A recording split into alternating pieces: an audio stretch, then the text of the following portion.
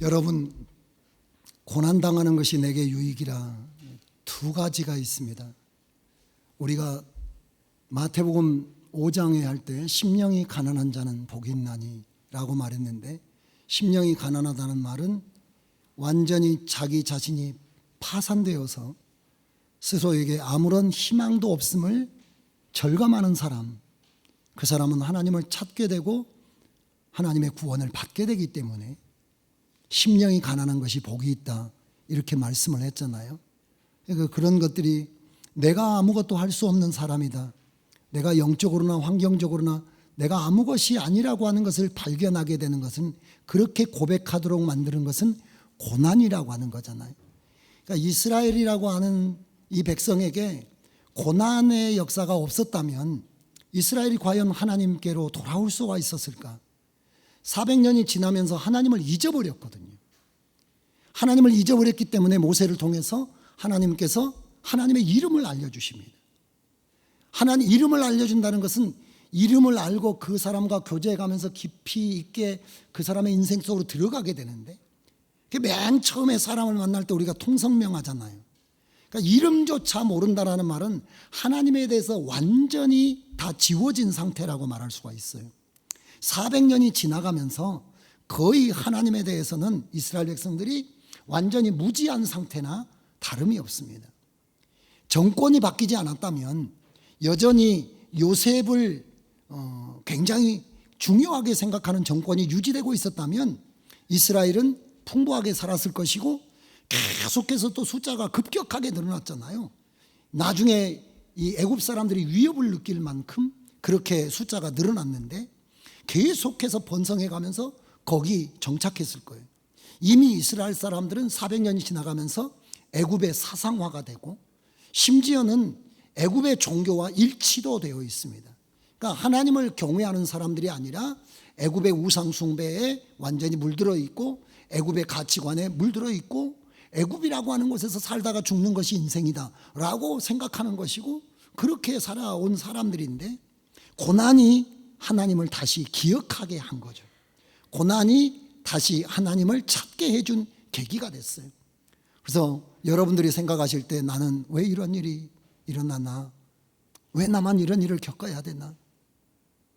나는 복이 없어서, 나는 뭐 재수가 없어서, 나는 운이 나빠서, 막 이렇게 생각하면서 다른 사람들은 잘만 사는데, 다른 사람들은 뭐 문제 없이 사는데, 아무 걱정 없이 사는데 나만 왜 이렇게 힘들고 시달리나 라는 생각을 하시겠지만은, 고난이 없었다면 절대로 이스라엘은 하나님에게로 돌아올 수도, 하나님의 동역자가 될 수도, 여리고 성을 비롯한 이제 가나안을 점령해서 영광의 기업을 상속하는 사람이 될 수가 절대로 없는 거죠. 애굽에 살았으면 어떻게 되겠습니까? 애굽과 함께 멸망하게 되는 거죠. 잠깐 낙을 누렸지만은 그 마지막에는 불과 유황으로 던져지게 되는 거잖아요. 이게 운명일 수밖에 없어요. 그 운명을 바꾸는 것은 연단밖에는, 고난밖에는 없어요.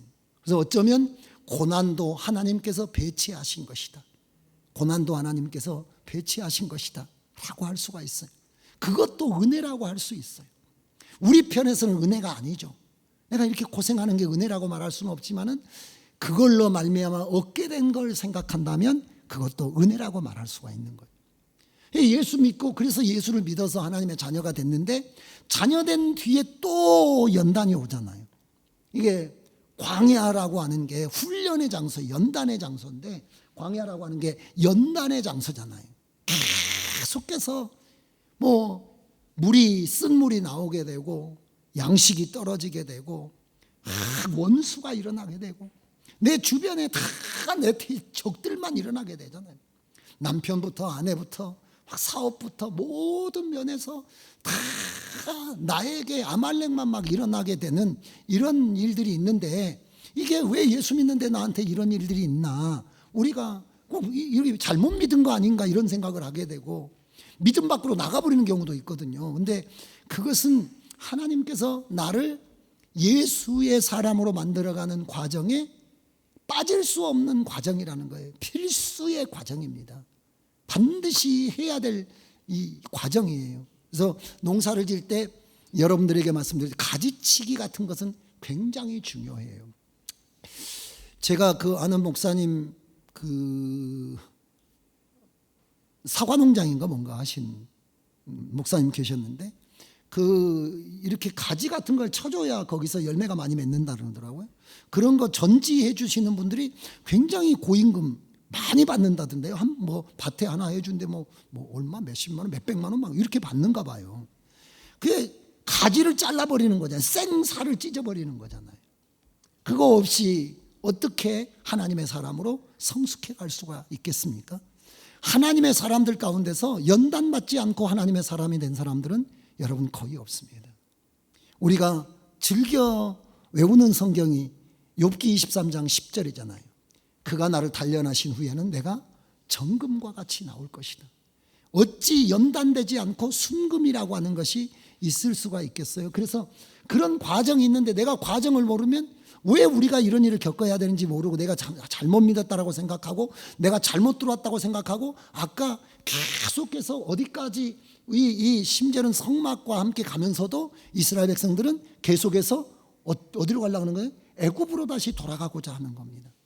그리고 여러분 돌아가려고 했기 때문에 결국은 기업을 상속하지 못한 채 광야에서 죽는 사람이 많아요. 그 과정을 거치지 않으면 우리가 하나님의 동역자가 될 수 없고 동역자가 되어서 함께 싸우지 않는다면 하늘의 장자의 영광에 이르지 못합니다. 장자권은 지켜야 되는 것이고 그 장자권은 여러분 우리가 훈련받아서 만들어져 가야 되는 것이라고 하는 것을 여러분들이 잊으시면 안 된다는 거예요.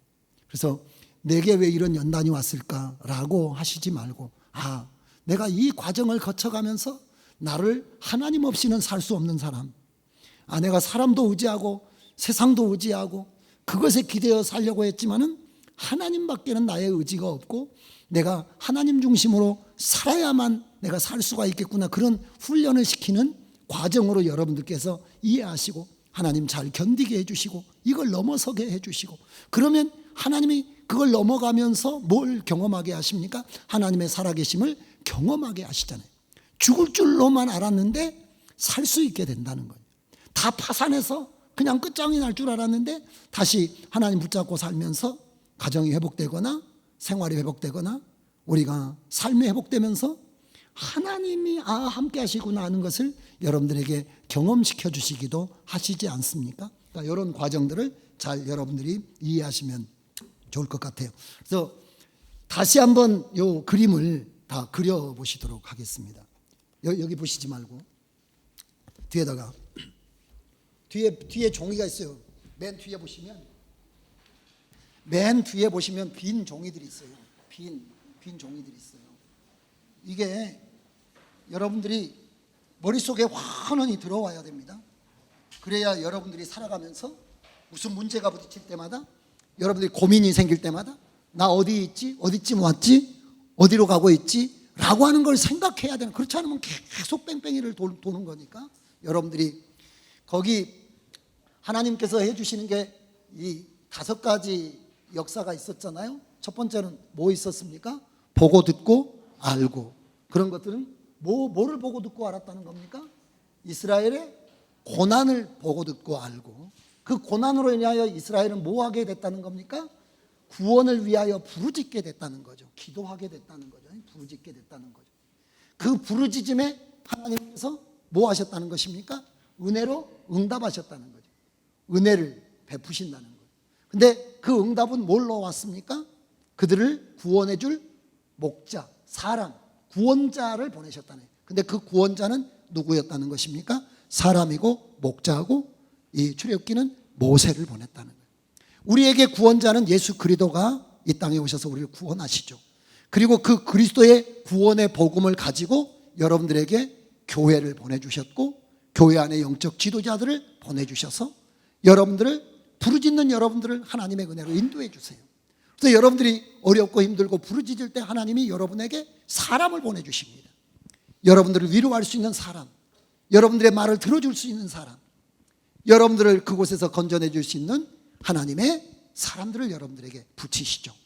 또 여러분들이 그런 하나님이 보내시는 하나님의 사람이 될 수 있도록 우리가 하나님의 사람으로 성숙해서 훈련받아서 내가 내 곁에 있는 사람의 하나님의 보내신 구원자가 되고, 내가 하나님을 찾는 사람의 그 사람에게 보내주신 목자가 되고, 내가 고통받는 이스라엘에게 보내진 모세와 같이 보내진 사람이 될 수 있을 때, 그것이 여러분 우리를 창조하신 하나님의 창조의 목적이에요. 우리는 사람을 섬기고 우리가 이 만물을 돌보고 그걸 정말 위로하고 격려하고 가꾸기 위해서 우리가 세워졌잖아요. 그래서 이걸 하나님의 통치권이라고 우리가 이야기를 해요.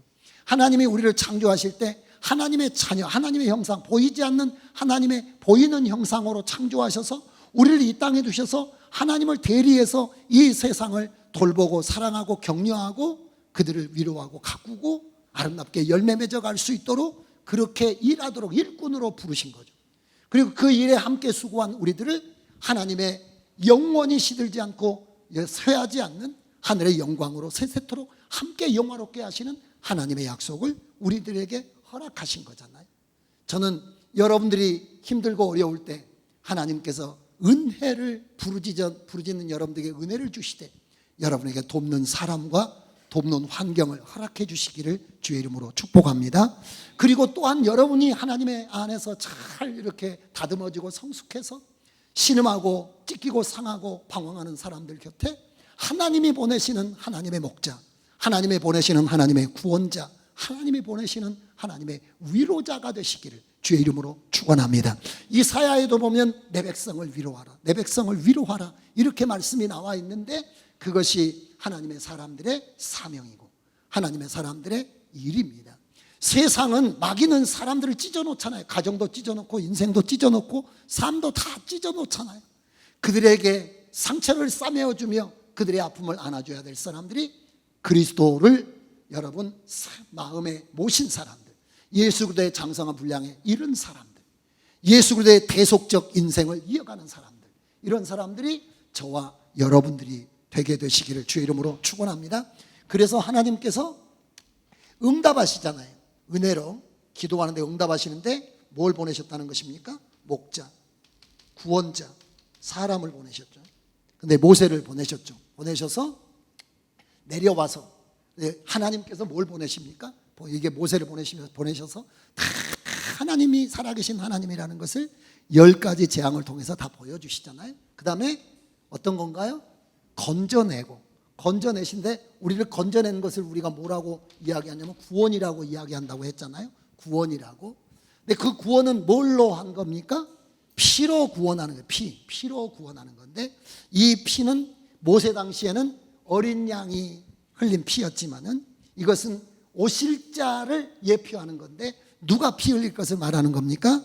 예수님이 피 흘리고 그 피로 우리의 모든 죄를 씻을 것에 대한 예고이고, 이 과정을 거쳐서 하나님께서 우리를 구원해 가신다는 것을 말씀해 주시는 거죠. 그래서 예수 그리스도가 죽고 누가 사는 겁니까? 내가 사는 것이고, 피와 음식은 어떻게 되는 건가요? 피로 죄를 씻는 것이고, 피 뿌려 죄를 씻는 것이고, 우리가 그 고기를 먹어 뭘 얻게 되는 겁니까? 생명을 얻게 되는 거죠. 이 과정을 거친 다음에 여기서 이제 이미 구원받은 거죠. 구원받았습니다. 그러나 구원받음으로 끝나지 않고 우리를 구원이 충만하게 우리 안에서 역사할 수 있는 사람으로 구원받았지만, 구원이 우리 안에 풍성해지도록 우리를 뭐 해 가시는 건가요? 하나님께서 우리를 다듬어 가시는 거죠. 그래서 여기 보면 뭐라고 했습니까? 인도하여 이렇게 이야기했는데, 보고 듣고 알고 내려와서 건져내고 인도하는데, 어디로 인도했습니까? 하나님께서 우리를 연단하시고 갖고 가기 위해서 홍해로 인도하시는데, 13장 14장에 홍해로 인도하셔서 뭐하게 하십니까? 홍해로 인도하시는 이유는 뭐하게 하기 위한 것이라는 겁니까? 나의 옛사람을 죽게 하기 위한. 그래서 자기를 부인하는 것, 자기를 부인하는 결단이 필요해요. 근데 자기를 부인하고 하나님을 인정하면서 따라가야 되는데, 그렇게 하기 위해서 우리가 출애굽기 13장에 3가지가 나와요. 처음 익은 소산을 하나님께 바쳐야 되는 이야기가 나오게 되죠. 성경에 보면 그 다음에 무교절을 지키라는 이야기가 나오고, 그 다음에 뭐가 나오느냐면 불기둥, 구름기둥을 따르나는, 이게 성부, 성자, 성령에 대한 그 말씀인데, 하나님 따라 나는 죽고 하나님 따라 살겠다. 이게 이제 신앙의 출발이고 우리가 예수님의 사람으로 이제 세워져 가는 첫걸음이에요. 그 시작의 결단이 13장에 나와 있고, 결단에 대한 실질적인 실행이 어디에 나와 있느냐면 홍해를 통과하면서. 그래서 여러분, 홍해를 통과하면서 내 옛사람이 죽으면 옛사람만 죽은 게 아니라 옛사람을 통해서 우리를 지배하고 있던 게 있는데, 그게 마귀 권세잖아요. 애굽의 군대가 무너지게 돼요. 그래서 내가 홍해를 통과하면서 나를 부인하고 내가 나를 쳐서 복종시키는 결단을 하게 되면 내가 죽는 것 같지만은 나를 따라오던 모두 죽게 되는 건가요? 애굽의 군대가 죽게 되는 거니까. 그러니까 우리가 죽는 것은 우리를 죽이는 게 아니라 사실은 우리를 싸우고 있는, 애워싸고 있는 모든 흑암의 권세가 무너지게 하는 역사가 나와 있음을 알게 되죠. 홍해로 인도하셔서 자기를 부인하는 결단과, 요 결단을 통해서 우리가 죽고 예수가 살고, 또 우리의 옛사람을 따라서 우리를 지배하고 있던 애굽의 군대가 멸하게 되는 이런 과정을 하나님께서 겪게 하신다는 거예요. 그러니까 여기 건너오면 우리가 15장부터 18장까지 어디로 인도하십니까? 광야로 인도하시는데, 여기 광야는 철저한 훈련이, 자기 부인을 결단한다라고, 내가 예수 안에서 죽었다라고 고백한다라고, 그게 여러분 바로 되는 게 아니잖아요.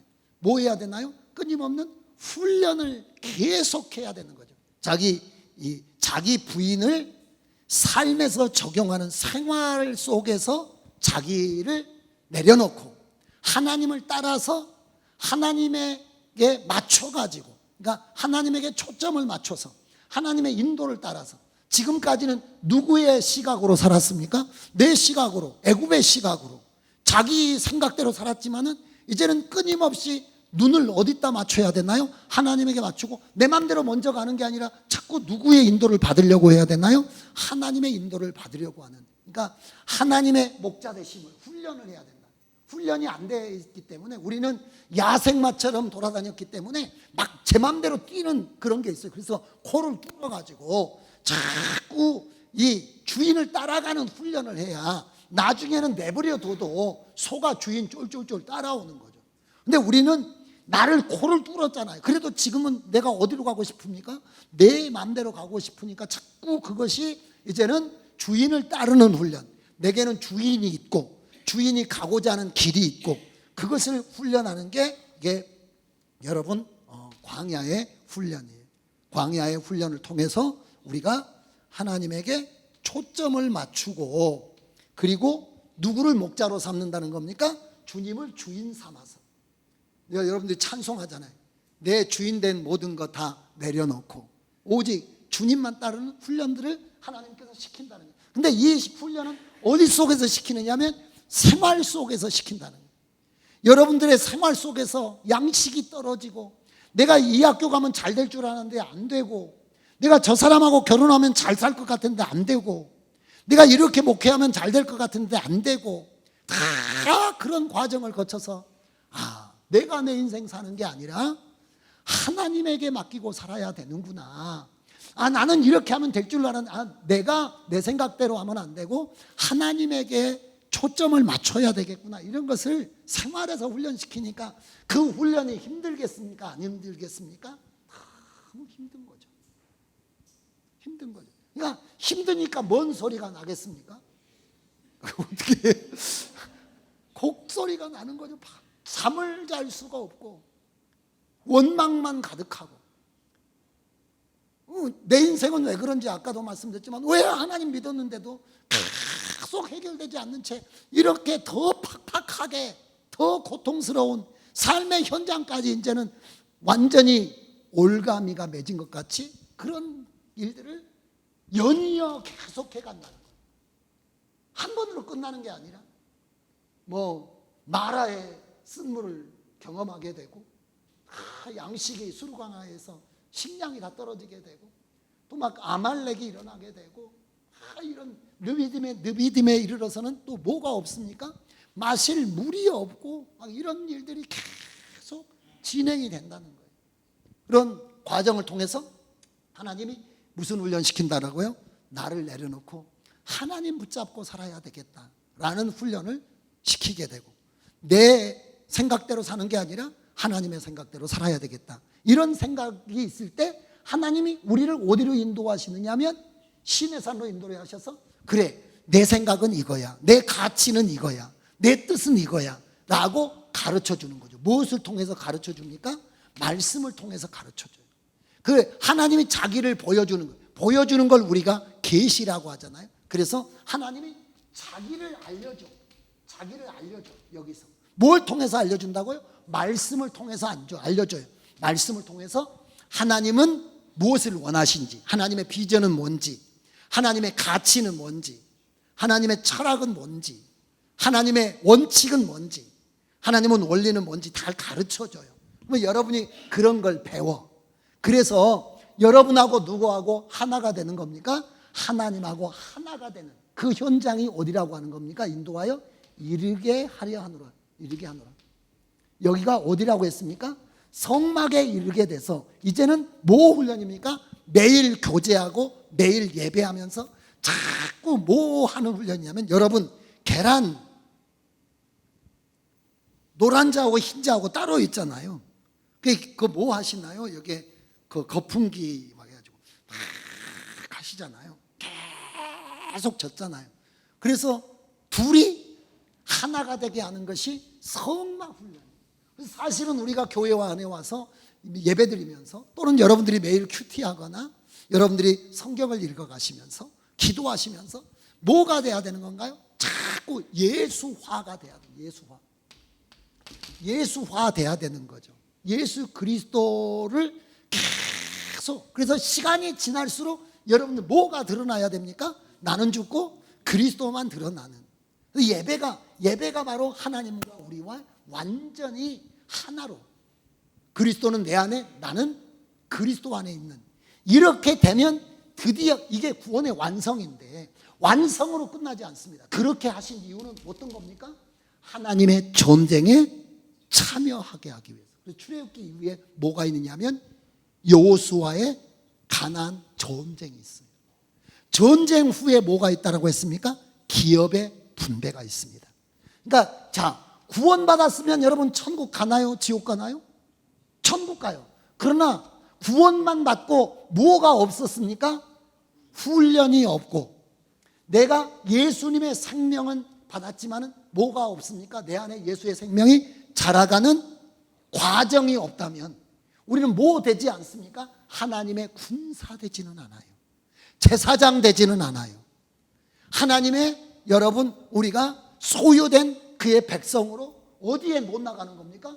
전쟁에 나가는 게 아니에요. 전쟁에 안 나가는 것은 뭐 다행이고요. 어떤 사태가 벌어지게 되냐면 전쟁에 안 나가는 정도가 아니라 적군이 돼버리는 경우가 있어요. 그래서 그것을 십자가에 뭐라고 이야기합니까? 원수가 돼버리는 거예요. 그러니까 우리가 함께 하나님의 나라를 이루어야 되는데, 아까 첫 번째 시간에도 말했지만은 교회를 흐트러뜨린 사람 누굽니까? 아니, 교회를 붕괴시키는 사람, 교회 안에 있는 사람, 목사가 붕괴시키거나 장로님들이 붕괴시키거나 집사님들이 붕괴시키거나 이런 사람들, 한국교회를 붕괴시키는 사람들, 뭐 지금 매스컴이나 여러 가지가 있지만 누가 붕괴시킵니까?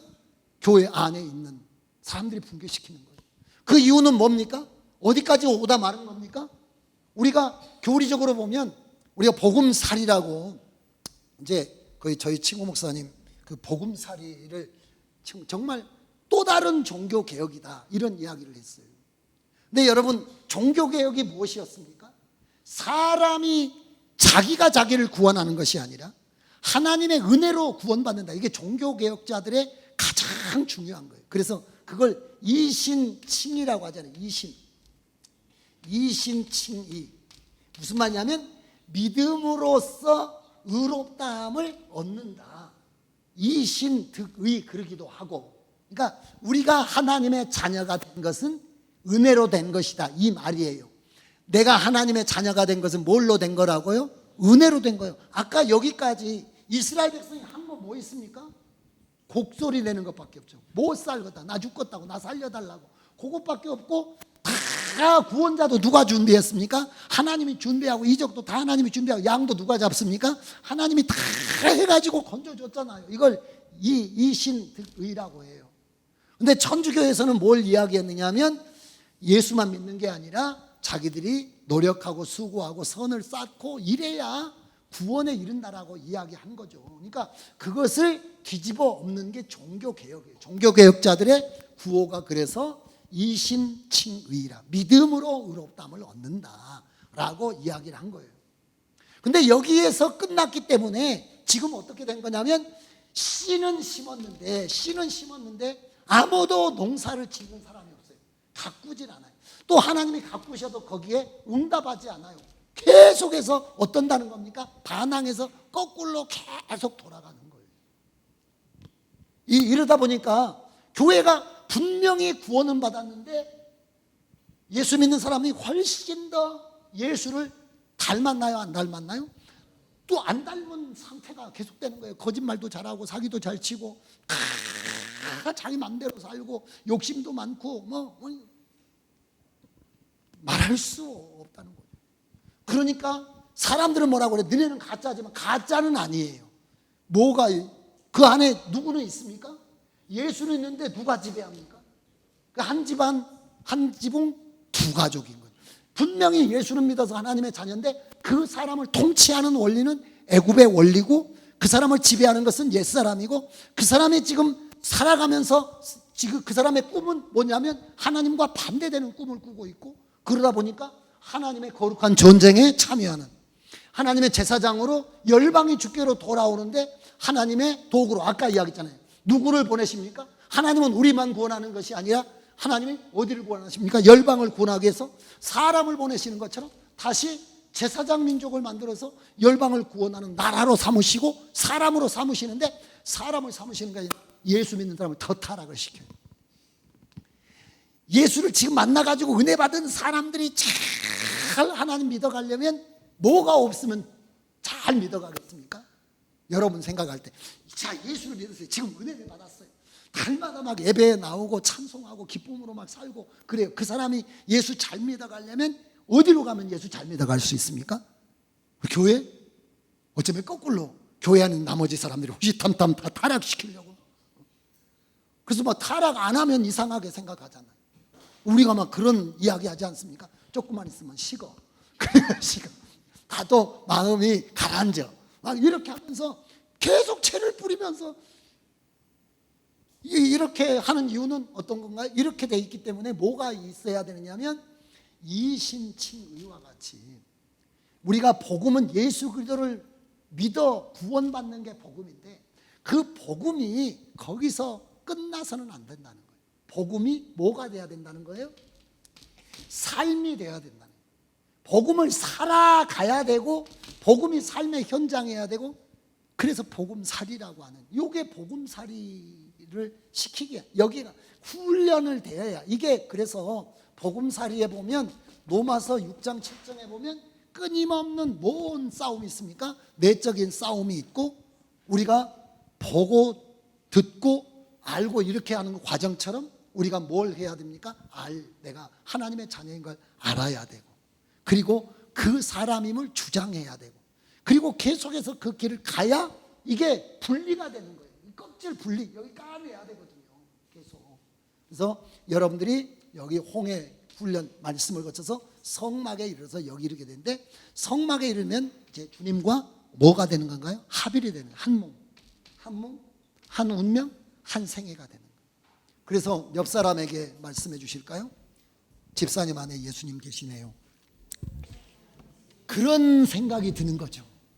아니 말을 안 해도 저 집사님 예수님이 계시다면 저렇게 계시지 않아 사시지 않았을까? 예수님이 계시다면 저렇게 말씀하지 않았을까? 예수님이 계시다면 저런 모양이지 않았을까? 뭐 외모가 아니라 온갖 옛날에 그런 광고 이야기했잖아요. 어디선가 뭐 낯선 남자의 향기가 아니라 어디선가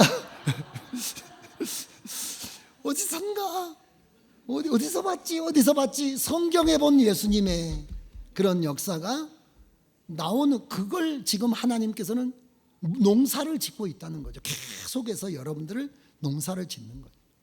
농사는 여러분들을 이렇게 훈련시켜가는 거예요. 여러분 앞에 보면 밭을 준비하시고 농사 지어줄 수 있는 목자를 준비하시고 그 다음에 농사를 짓는 과정들을 거쳐가면서 마침내 하나님의 알곡으로, 이게 신부 훈련시키는 거나 마찬가지, 이렇게 훈련시켜서 여러분들을 이르게 하시는 것을 외우셔야 됩니다. 그래서 여러분, 하나님께서 우리를 피로 구원하시고 구원하신 다음에 우리를 어디로 인도하십니까? 자기 부인의 여러분 현장으로 인도하시고 그걸 우리의 삶 속에서 계속해서 훈련시키신 다음에 어디로 인도하십니까? 하나님의 말씀으로 우리를 완전히 다시 뒤집어 엎으신 다음에 그 다음에 누구와 연합하게 하십니까? 하나님과. 그래서 요한복음 17장 22절에 아버지와 내가 하나요. 뭘로 하나입니까? 생각이 하나요, 마음이 하나요, 뜻이 하나요, 말이 하나요, 철학이 하나요, 원칙이 하나요, 원리가 하나요, 비전이 하나요. 그거예요, 예수님하고. 그래서 여러분, 교회도 원래 뭐하고 하나 돼야 됩니까? 하나님과 교회가 하나 돼야 되는 거예요. 말과 행실과 모든 것들이 일치되면서 그래야 비로소 전쟁에 나갈 수 있어요. 전쟁은 2인 삼각경기하고 똑같으니까 두 명이 다리 하나 묶어서 발 3개로 나가는 거잖아요. 예수님하고 우리하고 발을 묶어가지고 영적 전쟁 치르는데 생각이 틀리고 방향이 틀리면 여러분 전쟁은 고사하고 가다가 쓰러져가지고 앞으로 나가기가 어려운 과정에 있잖아요. 그러니까 여러분들이 이것을 계속해서 잘 기억하게 되시기를 바랍니다. 주님은 이 사실을 계속 강조하십니다. 우리가 출애굽기 20장 1절에 우리에게 구원받은 우리를 갖고 가시기 전에 뭘 이야기하냐면 애굽 땅에서 인도하여 낸 너의 하나님 여호와. 그래서 20장 2절에 보면 나는 너를 애굽 땅 종되었던 집에서 인도하여 낸 하나님이다. 출애굽기 펴세요. 그 다음에 뭐라고 말씀하시냐면 출애굽기 넘어서 민수기에도 보면 하나님께서 내 영광과 애굽과 광야에서는 내 이적을 보고서도 이같이 10번이나 나를 시험하고 내 목소리를 충정치 아니한 그 사람들은 내가 그들의 조상에게 맹세한 땅을 결단코 보지 못할 것이요 또 나를 멸시하는 사람은 한 사람도 그것을 보지 못하리라. 민수기 14장 22절 23절의 말씀입니다. 그러니까 뭘 늘 기억하라는 겁니까? 너희를 인도하여 은혜 받아서 구원해 주신 하나님에 대한 것을 늘 기억을 해야 된다는 거예요. 그걸 기억하면서 하나님이 어디로 훈련해 가시는가를 잊지 마셔야 된다는 거예요. 만약에 잃어버리면 어떻게 모든 걸 잃어버릴까? 뭘 잃어버린다는 거예요? 기억을 잃어버립니다. 한 사람도 그것을 보지 못하거나 이렇게입니다. 한번 따라서 해보실까요? 구원받은 사람, 기업의 모두 기업의 상속자는 아니다. 모두 기업의 상속자는 아니다. 구원받은 모든 사람이 기업을 상속할 자격은 있지만 그러나 그 자격대로 준비되어 다 상속하는 것은 아니다. 민수기 14장 22절 23절 아까 이야기했듯이 내 영광과 애국과 광야에서 행한 내 이적을 보고 구원받는 거예요. 그런데 계속해서 뭐 하지 않아요? 시험하고 내 목소리를 청정치 아니야. 목소리 청정하려면 어디까지 가야 되나요? 시내산. 시내산까지 가려면 어디 통과해야 되나요? 홍해 지나서 광야 훈련 받는다. 거기 가야 되는데 안 된다는 거죠. 그러니까 이스라엘 사람들이 몸으로는 어디까지 갔습니까? 시내산까지 다 갔잖아요. 근데 어디는 안 된 겁니까? 그 환경은 지나왔지만 실질적인 내적인 변화는 없었던 거예요. 홍해를 건너왔지만 아직 거기서 뭐가 수량되지 않은 겁니까? 옛사람이 처리가 안 돼요. 거기서 쓴물을 만나고 또 양식이 떨어지고 또 원수를 만나고 그런 과정을 거쳐가면서 하나님 붙잡아야지, 하나님에게 초점을 맞춰야지, 이게 돼야 되는데 그냥 순간순간 은혜를 받았지만 그 사건을 통해서 내가 하나님 중심으로 하나님에게 초점을 맞추고 내 모든 인생의 주권을 하나님께 내어드리고 이런 것이 안 된 상태로, 그러니까 그 과정을 거치게 됐지만 그러니까 은혜를 받기는 했어요. 그러니까 은혜 받으면서 조정이 돼야 되는데 조정이 안 된 채 이 신의 상까지 와서 말씀을 들었지만은 말씀대로 하지 아니하기. 민수기에 그렇게 나와 있어요. 그러니까 내 목소리를 청종치 아니한 그 사람들은 지옥 가라는 말이에요. 그런 게 아니에요. 읽어보세요. 내가 그들의 조상들에게 맹세한 땅을 결단코 보지 못할 것이요 또 나를 멸시하는 사람은 한 사람도 그것을 보지 못할 것이라 라고 했습니다. 그러니까 구원받은 사람은 하나님의 나라를 상속하기 위해서 하나님이 훈련을 시켜요. 농사를 지어요.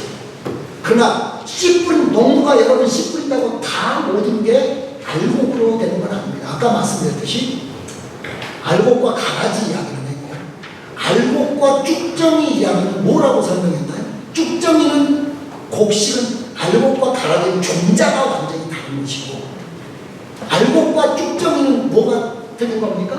농사가 안 되는 거예요. 쭉정이는 영혼이 안 되는 겁니다. 그냥 그 시간만 지나버린 거지 그 시간 속에서 속이 차야 되는데 속이 안 차는 거잖아요. 그게 쭉정이요.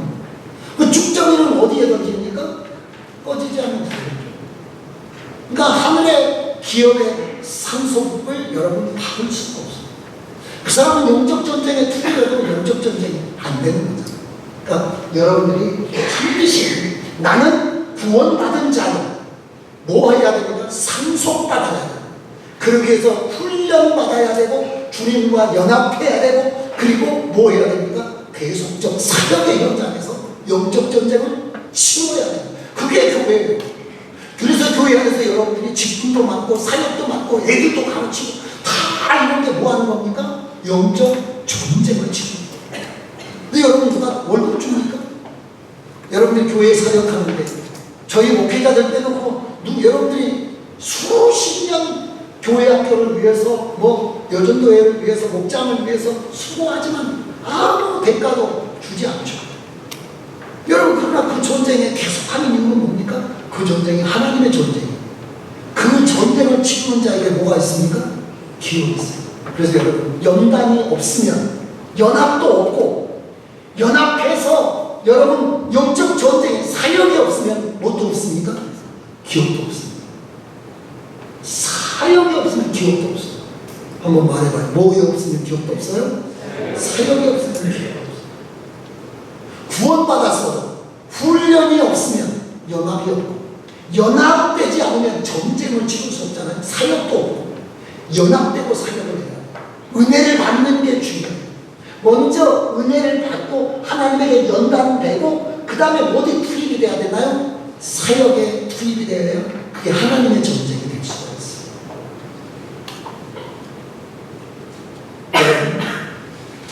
주님께서 우리들을 인도하신 그 인도의 역사를 여러분 꼭 기억하셔서 내가 누군지를 아는 게 중요합니다.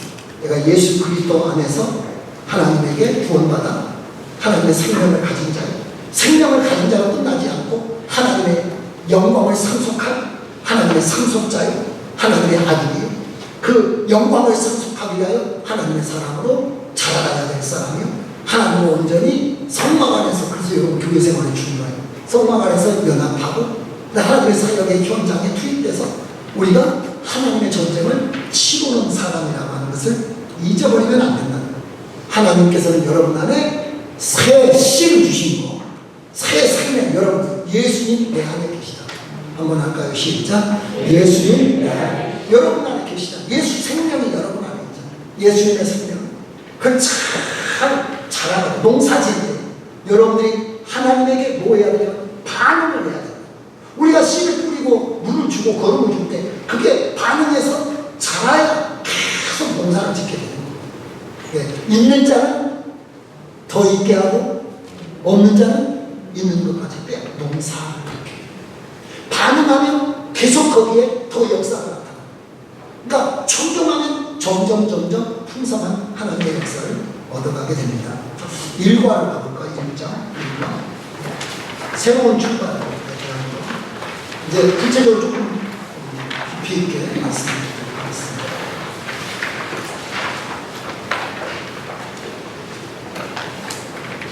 여러분 이제 우리가 고난 가운데 부르짖었을 때 하나님께서 은혜로 우리에게 구원자를 보내셔서 구원을 베푸셨잖아요. 건져내고. 이게 지금 12장 2절 보시면 출애굽기 보세요. 출애굽기 12장 2절을 보시죠.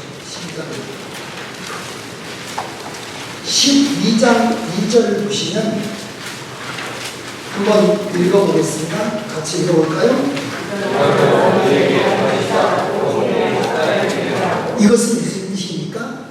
이 달로 너희에게 이 달의 시작 곧 해 첫 달이 되게 하고, 이것은 새로운 출발, 새로운 사람이라는 거죠.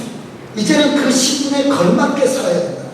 그러니까 완전히 새로 개편된 가운데 우리가 살아야 된다는 걸 말하는 거죠. 이전의 삶을 이어오는 것이 아니라 완전히 끊고 새로 출발을 다시 해야 된다. 여기서부터 나다. 구원받은 곳으로부터 내가 시작된다. 내가 구원받은 사람으로 여기서부터 이전과는 다르게, 이전과는 다른 방식으로, 이전과는 다른 길을 가겠다라는 마음으로 여러분 사셔야 되는 거죠. 여러분들이 개인적으로는 언제 구원받으셨습니까? 여러분 다 어느 때? 모태신앙이시다면 어렸을 때부터 교회 다니셨을 것이고, 언제? 그러면 구원받을 때 여러분들이 구원받았어요. 구원받은 이후에 여러분들은 그러면 다르게 살게 되셨나요? 내가 다르게 작정하여 살게 되겠다. 우리 여기 집사님들이 계시는데 50년 60년 내 마음대로 살았지만 나 예수 믿었어요. 예수 믿으면서부터는 뭐 해야 된다는 건가요? 그 달이 첫 번째 달이, 이것은 완전히 내가 변화된 신분의 사람임을 생각하고 다르게 살기로 작정해야 되고, 다를 수밖에 없다라고 자기한테 늘 뭐라고 해야 되냐면 말해 줘야 되는 거죠. 여러분들은 거듭나 예수 그리스도를 구주로 영접하셨나요? 한 번만 여러분 물어보시면, 여러분 예수 그리스도를 구주로 영접하셨습니까? 예수님이 나의 구주이십니까? 그게 여러분들이 중학교일 수도 있고, 여러분들이 어른일 때도 있고, 연세 드셨을 수도 있고, 모태신앙일 수도 있어요. 그때 여러분 안에 예수님이 계시기 때문에, 그때 여러분이 다시 다르게 뭔가 달라져 살아오지 않았다면 오늘 이 시간에 이미 구원받았지만 여러분들은 지금까지 달에 그 해의 첫 달이 되지 않는 채로 그냥 쭉 이어져 살아버렸잖아요. 그러니까 오늘 이 말씀 수련을 기점으로 여러분들이 이미 다르게 살아오고 계셨다면 그 삶을 점점 더 강력하게 하나님의 인도를 따라서 해가시면 되고, 나는 그냥 예수만 믿고 나는 또 예수 믿어 구원받았지만 그냥 이렇게 살아왔다면 여러분들이 오늘로 뭘 삼아야 됩니까? 그 해의 첫 달이 되게 하고, 내가 2019년을 기점으로 내 믿음이 획기적으로 달라지게 내가 결심하겠다. 왜냐하면 신앙은 인격적 응답이기 때문에 여러분들이 어떻게 결심하고 어떻게 반응하느냐에 따라서 달라지는 겁니다. 그러니까 내가 구원 받았는지 안 받았는지도 모르고, 또 구원 받았으면 새로운 결단과 각오를 가지고 이전과는 다른 신분의 삶을 살아야 되는데, 계속 똑같이 살아버린다면 믿음과 우리의 그냥 옛사람이 섞어져 가지고 죽도 밥도 안 되는 거예요. 그러니까 이런 상태로 살면 안 되기 때문에 결단을 해야 돼요. 그러면 다시 한번 물어볼게요. 여러분들은 예수 그리스도가 여러분 안에 계십니까? 그거 어떻게 알 수가 있습니까? 여러분들이 예수님 영접했잖아요. 내가 예수님 믿겠습니다. 여러분들이 인격적으로 마음으로 믿고 여러분들이 입으로 시인하면서 살아왔잖아요. 로마서 10장 9절 10절의 말씀처럼, 또 요한복음 거기 1장 12절에 영접하는 자 곧 그 이름을 믿는 자들에게는 하나님의 자녀가 되는 권세를 주셨으니까. 한 번만 다시 물어볼게요. 다 예수 그리스도를 구주로 받아들이셨습니까? 나 예수 믿겠습니다 라고 말씀하셨습니까? 나 예수 믿어 하나님의 그 복음을, 예수 그리스도의 십자가를, 예수 그리스도의 피 흘리심이 내 죄를 씻어주시고 나를 하나님의 자녀로 삼아주신다는 그 사실을 나는 믿습니다. 그렇게 여러분 받아들이셨습니까? 그러면 여러분이 하나님의 자녀가 된 거예요. 하나님의 자녀가 되었으면 이제는 어떻게 살아라는 겁니까? 하나님의 자녀로서의 새로운 삶의 출발을 가져라 라고 하는 거예요. 그러면 여러분 그렇게 고백해 보세요. 나는 하나님의 자녀이니 다르게 살겠습니다. 뭐라고요? 하나님의 자녀라면 다르게 살아야 된다. 그 다르게 사는 길로 하나님께서 뭐 해 가신다는 겁니까? 인도해 가신다는 거예요. 인도하여. 그 인도의 길이 여러분이 원하는 길이 아니라 하나님의 사람이 되도록 훈련해 가시는 그런 과정으로 옮겨 가시죠. 주님께서. 거기 요한복음 5장 24절에 보시면 한번 볼까요? 요한복음 5장 24절에 보시면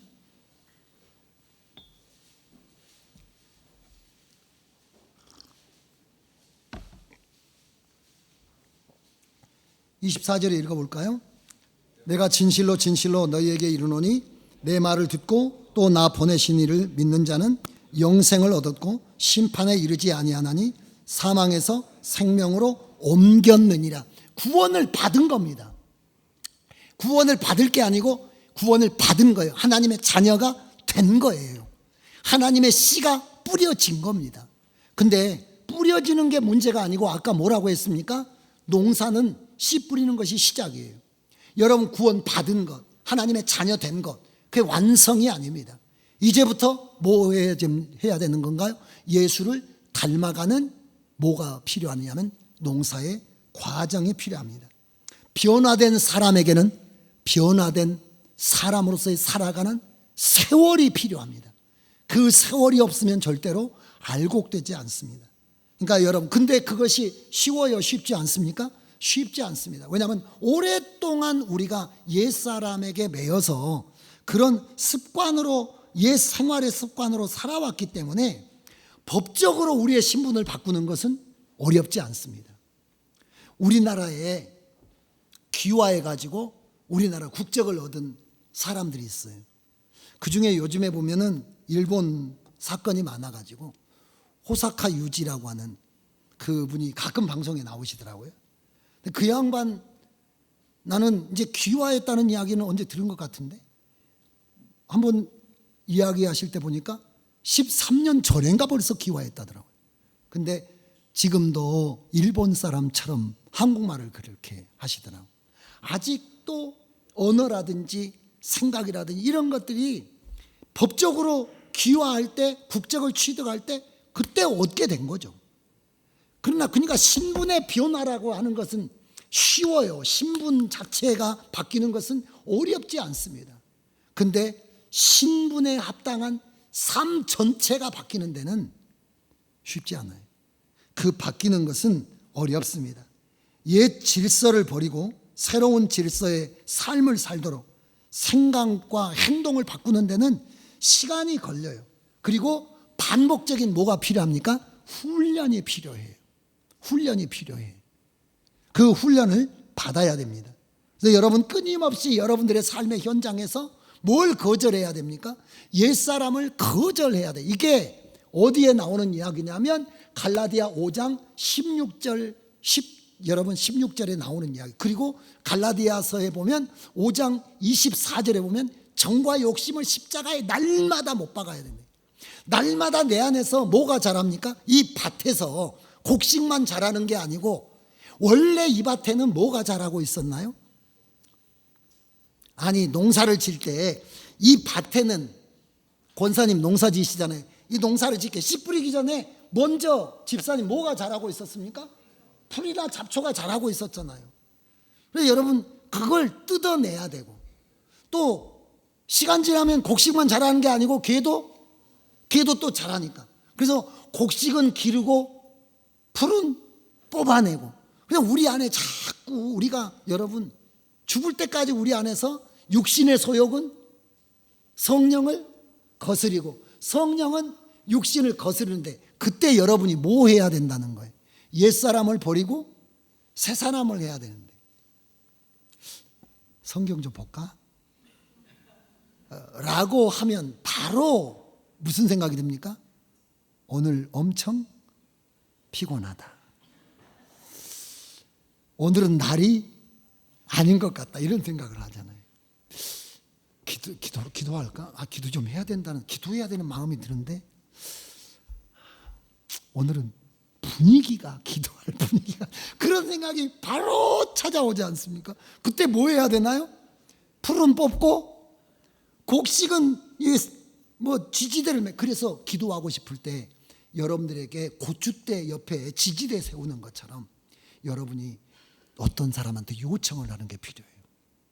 내가 기도하고 싶다. 그러면 기도 못합니다. 그러면 이렇게 기도하면 돼요. 권사님, 나랑 한 30분만 같이 기도해 줄 수 있어? 교회에서? 그러면 그 권사님 나오면 여러분이 어쩔 수 없이 매여서 나가서 기도를 하게 돼요. 그렇게 풀은 뽑고 지지대는 세워줘야 이게 되는데, 우리는 항상 뭘 선택합니까?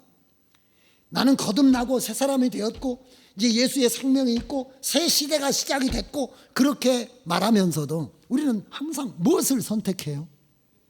옛사람을 선택하게 되죠. 왜냐하면 그게 더 익숙하니까, 편안하니까.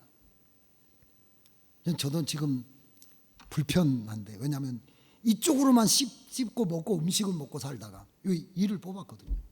안 먹는 쪽으로만, 씹는 것도 아니고 안 씹는 것도 아니고, 그리고 가끔 혀를 씹고 그래가지고 기분이 되게 나쁘고 막 짜증 막 나고 그래. 근데 약간 이제 한 달 가까이 되니까 조금 익숙해지는 것은 같더라고요. 여러분, 쉽게 바뀌지 않습니다. 그걸 계속 하면 바뀔 텐데 쉽게 바뀌지도 않는데 계속해서 뭘 뽑아버리는 겁니까? 곡식을 뽑아버리는 사람들이 있어요. 농사를 제대로 몰라가지고 잡초를 뽑아야 되는데 곡식을 뽑아버리는 사람들이 있어요. 그러니까 내 마음 안에서 아무런 영적인 변화가 일어나지 않는 시간이 넘은 것 같으네. 그런 상태로 진행이 되는 경우가 있습니다. 그래서 여러분들이 반드시 옛사람을 거절하고 그리스도와 연합되는 삶을 살기 위해서 하나님 앞에 늘 결단을 해야 돼요. 그리고 분별하려고 애써야 돼요. 아까 이야기했듯이 나는 어떤 사람인가? 나는 하나님에게 복종하여 하나님의 길을 가기로 결심하는 사람이니까 내가 오늘 또 그 길을 선택하고자 하는 결단, 인격적 결단이에요. 하나님께서는 우리에게 말씀하십니다. 말씀하시는 이유는 뭡니까? 우리의 인격을 존중하기 때문에 말씀하시는 거예요. 그런 다음에 우리가 그렇게 새로운 결단을 가지고 뭐 해야 되냐면 계속해서 새 결심을 이어갈 수 있는 힘을 공급을 받아야, 여러분 곡식이 자라려면 잡초보다도 더 힘을 가져야 됩니다. 계속. 그래서 우리가 잡초는 뭐 주지 않습니까? 거름 주지 않습니다. 잡초에게는 비료 주지 않아요. 그런데 곡식에게는 뭐 줍니까? 다 비료도 주고 다 북도도 돋아주고 그러잖아요. 왜 그런가요? 그게 힘을 쏟아줘야, 거기다가 힘을 쏟아줘야 돼요.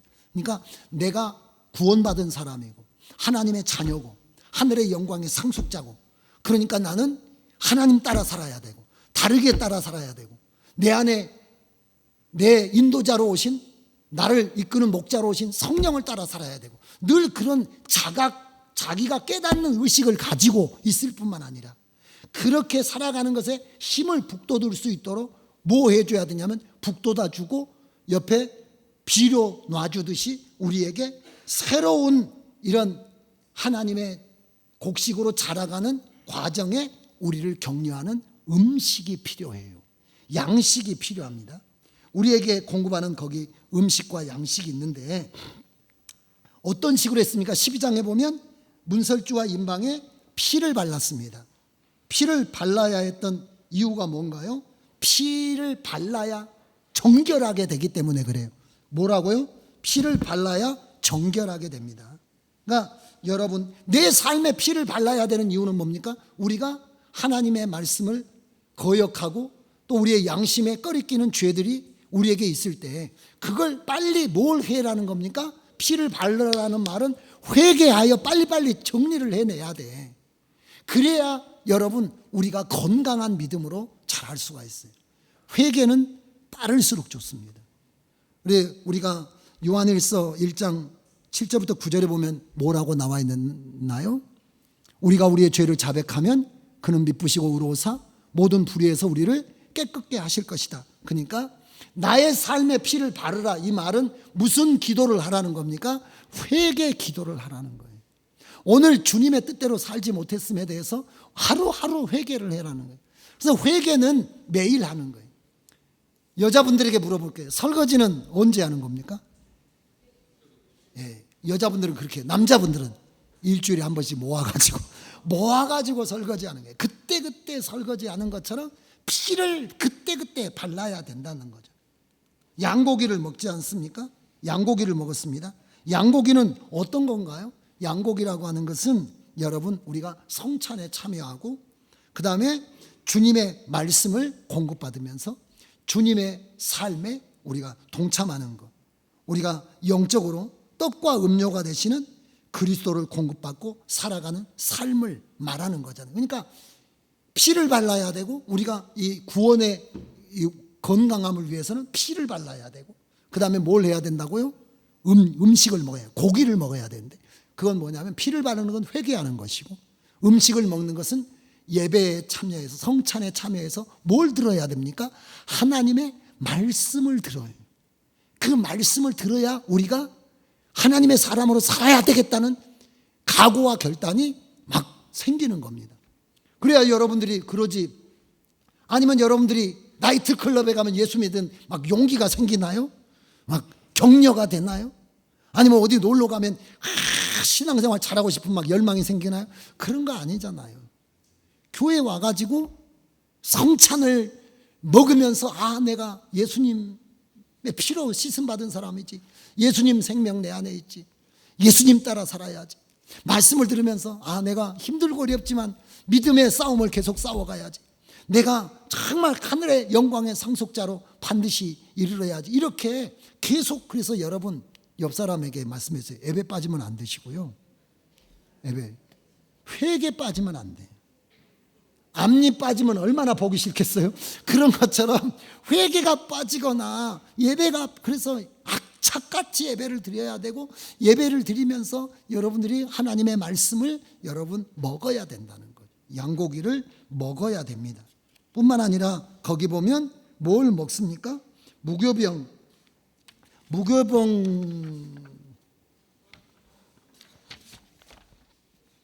무교병과 쓴 나무를 먹는데, 그게 무엇이냐면, 무교병과 쓴 나무는 뭐냐면, 여러분, 거룩한 삶이 능력이기 때문에 여러분들이 죄를 회개하고 하나님의 말씀을 들은 다음에 뭘 몸부림쳐야 되면 거룩한 삶을 살기 위한 몸부림이 있어야 된다. 그것이 여러분의 힘이에요. 거룩한 삶이. 그래서 여러분, 곡식이 확 자라버리면 잡초가 죽어요. 곡식이 확 자라버리면 나머지 밑에. 그래서 여러분들이 쓴나무를 먹었는데, 그 무교병이라고 하는 것은 누룩 없는 거죠. 누룩 없는 거. 그래서 나쁜 죄나 이런 잘못된 습관들, 이런 것들을 다 우리가 걷어내야 됩니다. 쓴나무를 먹는다라고 하는 것은 우리가 여러분, 과거의 삶을, 잘못 산 삶에 대한 여러분, 우리가 회개와 반성들이 있어야 되고요. 그런 것들을 거절하고 새로운 삶으로 나가는 것들이 필요합니다. 문설주 거기까지 하고 마치도록 하겠습니다. 문설주와 인방에는 피를 발랐는데 문지방에는 바르지 않았습니다. 그 이유가 뭐냐면, 여러분, 우리가, 그리고 양고기를 남기지 않았는데, 이것은 예수님의 피를 소홀히 해서는 안 됩니다. 우리가 거듭난 것을 소홀히 해서는 안 돼요. 문지방은 밟고 다니는 거잖아요. 넘어가는 거잖아요. 그러니까 문지방에다 피를 안 바르는 것은 우리가 구원받은 거, 예수님의 피 흘리신 거, 내가 하나님의 자녀된 거, 그런 걸 천대하지 말라는 거예요. 그런 마음으로 살아서는 안 돼. 믿었나 안 믿으나, 내가 교회 다니는 거 별거 아니게 생각하고, 내가 예수 믿는 거 별거 아니게 생각하고, 그건 여러분 예수님을 짓밟는 거나 마찬가지. 내가 예수 믿는 건 아주 그냥 소중한 집안의 갑옷처럼 생각하고, 이것 없으면 나 없는 것처럼 생각하고, 예수님의 피를 소중하게, 내가 구원받은 자녀이 된 것을 소중하게, 내가 예수 믿는 사람 된 것을 소중하게, 내가 교회 다니는 것을 소중하게 생각하고 그것을 잘 간직하려고 해야지. 시간 나면 가고 안 나면 말고. 믿어도 좋지만 안 믿으면 어때? 이렇게 생각한다는 것은 어디에 피 뿌린 것하고 똑같다는 겁니까? 문지방에다 피 발라가지고 막 밟는 것하고 똑같다는 거예요. 이런 것은 예수님이 종일토록 모욕을 받는 것과 마찬가지이기 때문에 여러분 거기에 이르지 않도록 여러분들이 잘 다듬어 가게 되시기를 바랍니다. 기도하도록 하겠습니다.